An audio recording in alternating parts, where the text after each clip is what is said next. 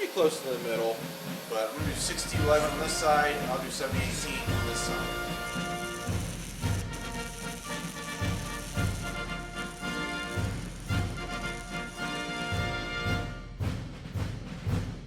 Get good. I got these wire things all over me. That wire brush is just falling apart. So I'm not going to do this very often, but I just noticed that there's a lot of people watching and just not a lot of people subscribing. So if this is something that you think you're going to watch over and over again and follow along, please subscribe to the channel and then hit the notification bell. That way you get notified every time I drop a new video. It's free. It's always going to be free. I'm never going to change that. Really helps the channel out, and what I'd like to do is grow this a little bit more and be able to show everybody more things. I have friends that have fab shops that we can go see and see their equipment, talk about what they're doing.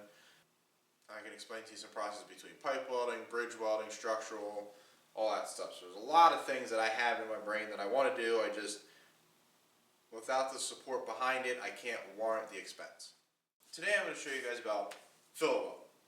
Fillet weld is one of the basic fit-ups that we use in welding, and it is probably the most common to practice on, and it's also probably one of the most common in fabrication.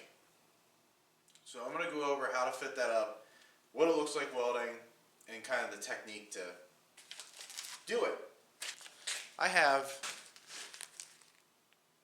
a stack of 1/8 inch, 8-inch long weld coupons. These are from weldmetalsonline.com. You can get your own. Use the link in the description below to get to it, and use my coupon code StickmanFab24 to get 10% off. These coupons are already prepped for you. They got all the mill scale off. They've got the edges that are very clean and cold cut and sharp. So when you take these out of the packaging, you don't need to do any preparation. You can just put them in your vise or on your bench and start practicing on them. These come really handy. You know, any process you use, MIG, TIG, or stick, just take them out of the packaging and go. And they're cheap. They're 20 bucks. You can get smaller ones if you want. You can also get sheet metal. You can get tube. You can try some titanium. You know, check out their website. It's a really cool website. So we're going to take these coupons. Now I'm going to do a couple passes with 60-11, and then I'll do a couple passes with 70-18. But I'm going to take these and get these all fitted up. And like I said, these are all clean and ready to go. I don't have to worry about grinding mill scale off. I don't have to worry about getting the edges square and clean. Everything's good to go. So a fillet weld is any weld that we do on an angle. So that's a traditional corner joint. You got a T-joint, fillet welds on both sides. Lap joint, the fillet weld here and here. And that's it. I'll fit this up. I'm going to put it in my vise here. Keep this thing pretty level as I can. Got 2 coupons out of my Weld Metals Online bag there. Now I'm going to set up a T-joint. Matching corners. Putting it pretty close to the middle. And I'll get a tack on each corner.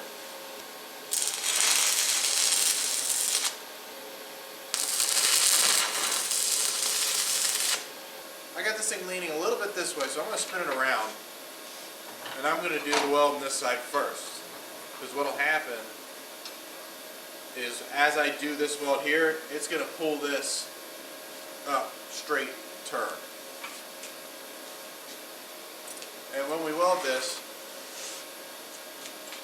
I'm going to have, for 60-11 especially, it's going to be 15-ish degree leading angle for dragging, and the angle into the workpiece should be roughly 45 degrees. Now that may change depending on how the arc acts. If I need to wash it up, I'm going to lower my angle a little bit. If I needed to wash down a little bit, I'm going to go up a little bit.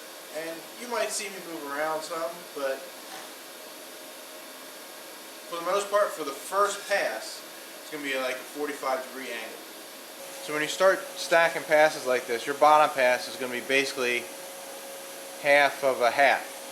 So instead of my 45-degree angle for my first pass, it's going to be 22.5 for this bottom pass, favoring the horizontal piece, and then when I do it on my top, it'll be 22.5-ish, favoring the vertical piece. Now you can do a bunch of different passes on this, and I'm going to build this thing up for practice. But I'm going to do 60-11 on this side, and I'll do 70-18 on this side. 60-11 is going to be stepping motions. I would kind of do a watch technique or a step technique, just like any other 60-11 pass. Now remember, 60-11 is not the most aesthetically pleasing. I'm going to do the best I can. But give me a step technique, up and back, to the leading edge in the middle, to the leading edge in the middle, and so on and so forth, just like you would step anything else in, like I talked about in previous videos. And then as I get down to the other passes, so you're going to get one pass. The first pass is just going to be one, and then you start stacking. So then the second pass will be on the bottom, third pass will be on the top, fourth pass will be on the bottom, fifth pass middle, sixth pass top, and so on. So 1, 2, 3, 4, however many passes you want to put on here. So an indication that you got your rod angle right is looking at the way your bead lays. So at my start here, I've got a little bit of an overlap. So that weld kind of curls under itself, and I've got a little bit of a gap here. That'd be called cold lap. So I had my angle too far down, washing too high up on the vertical piece, and instead of the middle fusing to the bottom piece completely, it just kind of fell onto itself and cooled before it had time to melt the base metal. And then another indication can also be undercut. Typically undercut would happen on the top side of the weld. If that's the case, then you have your rod too steep of an angle. And also your heat may be too hot. You may have to turn yourself down a little bit. So those are two of the most common indications of fillet welds that something's not right and you need to adjust your welding. Another thing you might see is some weld spatter sticking to the bottom or the top. If you have weld spatter, then your arc might be a little bit too long. You might have to shorten up your arc distance. The 70-18 we'll put on this side. I did want to show you guys 70-18 on a fillet weld. The 70-18 is a little different than 60-11. There's no stepping, as you guys know. It is drop and drag. However, I find it to be a lot easier to do more of a weave motion for 70-18. And the reason why is because 70-18 I find is more sensitive to a rod angle. So 60-11 you can get away with a little more, a little less, and it's a little bit more forgiving in that respect. 70-18 can be a pain sometimes. So, you know, half your angle, in this case 45-ish degrees, give or take. This one you're going to adjust as you're moving. It's just going to be a feel thing. You're going to know what the metal's, you're going to have to watch and pay attention to what the metal's doing. If the metal's starting to curl over some slag, that's cold lap. You got to stand that thing up. If you see metal going away that you're not replacing, that's undercut. You need to drop that angle a little bit and wash the metal up there. And the reason why a weave method's good is because that weave method is going to push that metal up to get some of that base metal in the vertical that you want. You can drop and drag this and it should work just fine, especially on the first pass. But after the first pass it gets a little finicky sometimes, and you want to do just a little bit of a weave motion. Not a lot, just enough to get that metal moving back and forth. That's ideally what you want to see right there. Sometimes you also see 70-18 if you're not at the perfect angle for what it wants. You're going to see that metal start traveling down. Like for example, if I'm too high, it's going to start traveling down and favoring this horizontal piece. So I'm going to have to drop that angle and start washing the metal up to get it up this vertical to get it back to where I need it to go. Also, if it starts climbing too much and I'm not getting it diffused to the horizontal piece as much as I'd like, my angle might be a little too shallow for 101, so I have to stand it up. It's going to be variable. 7018 the same way as 6011. First pass you do, half 45, 22 and a half ish. For the bottom pass, favoring horizontal, 22 and a half the other direction, favoring vertical. And it's more of a weave motion again.